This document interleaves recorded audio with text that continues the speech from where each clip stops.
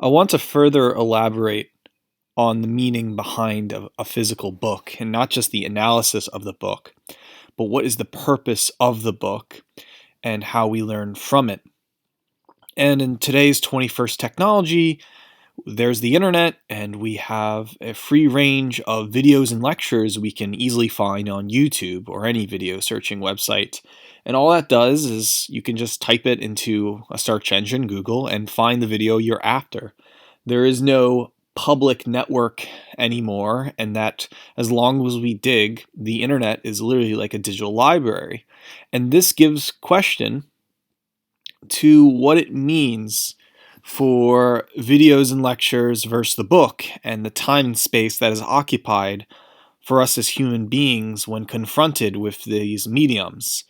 And we have to ask how, not just how a book is written, what are the properties in front of us, but as well as how do we learn from it and what is the purpose compared to videos and lectures, and does writing and the book have a purpose anymore? So on Logo Dallas's Twitter, or r.cam, one of his friends replied a little excerpt from Harold Bloom's book, How to Read and Why. I think Harold Bloom is a despicable Jew, and I don't like him as a person. I think he is an elitist. He's a snob and pretty much destroyed what we know as the English lit discipline. He kind of made it into this postmodern, silly, fake meritocracy conundrum, whatever. I mean, I can make a whole entire video on that, but as much as I don't like the guy, here's what he wishes something books could do. And maybe I would just want to further the point why I dislike Harold Bloom. And most of his stuff he makes up is a complete lie, but he says, if there is a function of criticism at the present time, it must be to address itself to the solitary readers, the pleasure readers, who read for himself, and not for the interest that supposedly transcends the self. I previously made a lecture video on the problems of pleasure reading, and Bloom kind of puts it out here in a single sentence about. And I just want to make clear, do books transcend you, or is books just a pleasure read? To me, as much as I hate Bloom, I think it's all just a pleasure read, and he's a pretentious nutcase. But I want to put that in a different example. So, I'm a huge fan of E. Michael Jones, and his newest book, Logos Rising, is out. But I would never have discovered the book if I didn't watch his videos on BitChute or on YouTube.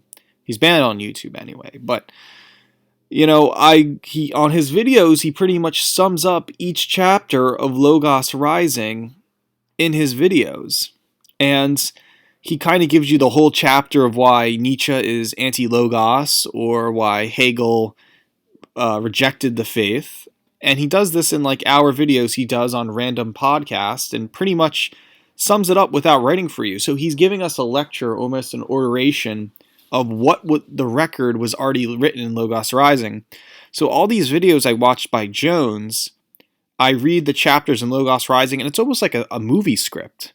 I already know what Jones is going to say, and I read the narrative of Logos Rising, not as some neutral robot narrative, but, Jones's harsh kind of voice begins with a J and ends with W. It's the Jews! Kind of this, personality. And that makes me think about the written record and about if there's anything original new in Logos Rising rather than the nitty-gritty, Chicago-style sources that I can go, or the selected bibliography. What is the source? Am I just reaffirming these echo chamber beliefs in Logos Rising? Or is this more just a written record that through charity I can help him give money so he can continue going on his really cool podcasts, Pursuit of Wisdom talks? And so that makes me, again, bring up the written record versus the book as a physical medium. In Willem Flusser's book, Does Writing Have a Future? A great book that criticizing writing, that we, or whether we read it from a newspaper or blogging website or the written word, there's so much of a liberation of videos and robot AI generating, even from this video or this lecture video that you might see on YouTube, that there is an English translation of me now talking to you, and you see it at the bottom of the screen if you put closed captions on. You have to ask whether that the whole writing discipline is now completely useless, that there's Grammarly programs, that robots write to you like a fictional corporate man. And so the only permanence important of the record is something like the Ten Commandments, where you have literally 10 values which human beings who live the good life should go. And these kind of have been around with us for a very long time and reappear throughout us in the written work. And we're questioning right now whether that have we, the difference between reading and writing is certainly that when we read, we make up in our minds and put it together what the text says to us, and we learn from it, while writing applies us back into where other people can read our writing. And so we have to question now these kind of foundations of, again, the written record, writing and reading, or even, I would even say, watching. And I would say some people claim to read, but they're really just watching something. You can watch a book. So often, Arthur Schopenhauer once said, and I want to read this quote for you, "The art of not reading is a very important one. It consists in not taking an interest in whether may be engaging the attention of the general public at any particular time.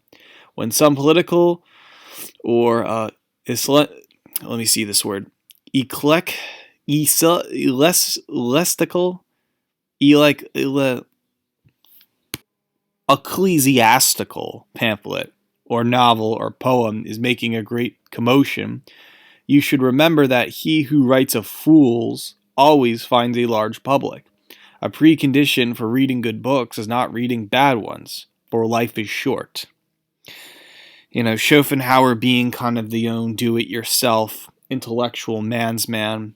As you can see, there is nothing of reading in a book if the book is going to spread bad values, or that the hype of a book is nothing more than someone exploiting dumb people. Kind of like Twitter, in all due respect. And that's why I'm never on Twitter, is because Twitter is almost an echo chamber for other people who think some movements are going on Twitter, when really it's just a micro-blogging sphere of poets who just throw words around until everyone agrees in a silly public corporate form that's all ruled by at any time and anywhere. Again, we forget that there's an art of not reading, and that most of us in our lifetime are actually privileged to know that we can read a book or can decipher, and that in a way we're not sure. Let's say, for instance, I buy Nietzsche's The Gay Science, and I heard some things about Nietzsche, thinking for yourself and his values, but I don't understand Nietzsche fully. So at a 14-year-old, I pick up The Gay Science, and he uses these big, large, Walter Kaufmann English translations, and I don't know how to go about the text. And so I look at the text, and I start to watch the book. I watch what I want to hear from the book. I want to hear Nietzsche bashing on Christianity. And so this reaffirms that kind of echo chamber belief, and I believe that people really don't read and don't make it up themselves because people are not that liberal as we want them to be. People are, from the influence of YouTube and TV, people watch literature now and kind of like a comic book want to hear what the author's saying to them in correct words. This is basically the commodification of the book. We think it's some canon of Western intellectualism, when in all actuality the book has become a product to sell and exploit us. That the jobs of being a bookseller is organizing books and helping people find their said books to a very small class of people. Certainly it is a medium to translate language or artistic expression or written records to people, but there's no guarantee that it'll help us transcend, as Harold Bloom was saying before, that we're really just pleasure reading. And this is the jerk circle of McDonald's pleasure reading consumer hell. D.W. Griffith, the director of Birth of the Nation, once said in a news article about what hell's for the future of film.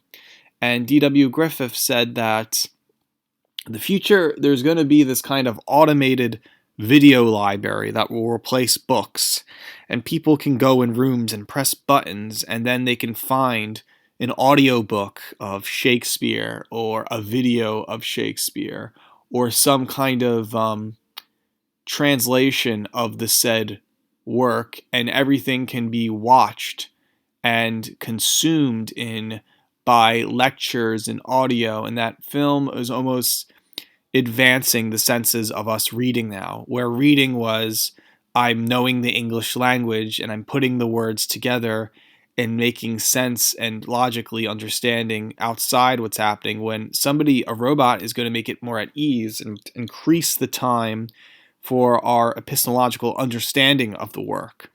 And so this is both problematic and as well the hellish future we're already living under, where we think we're reading Shakespeare when really we're just watching Shakespeare.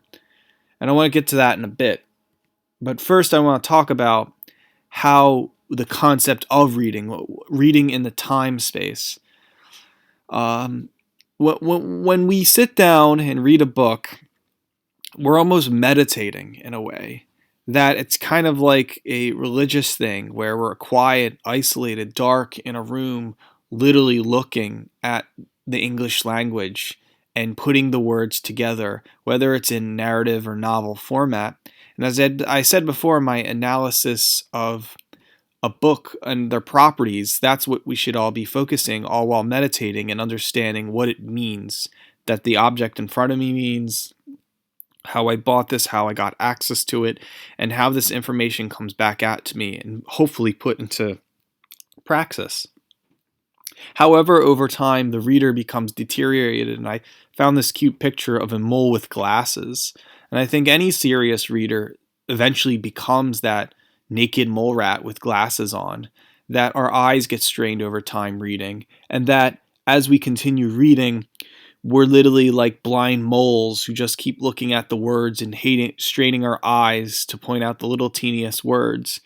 And instead of caring for ourselves, we kind of become deteriorated over the time because we're thinking too much and growing white hairs on our chin and back of our hair, being stressed out through anxiety and approaching. And because reading requires a critical ability, and as this critical ability takes a toll on our brains, it takes a toll on our physical chemistry. I mean, I'm wearing glasses right now because I've been reading for the past 13 years of my life, and now I'm deteriorating.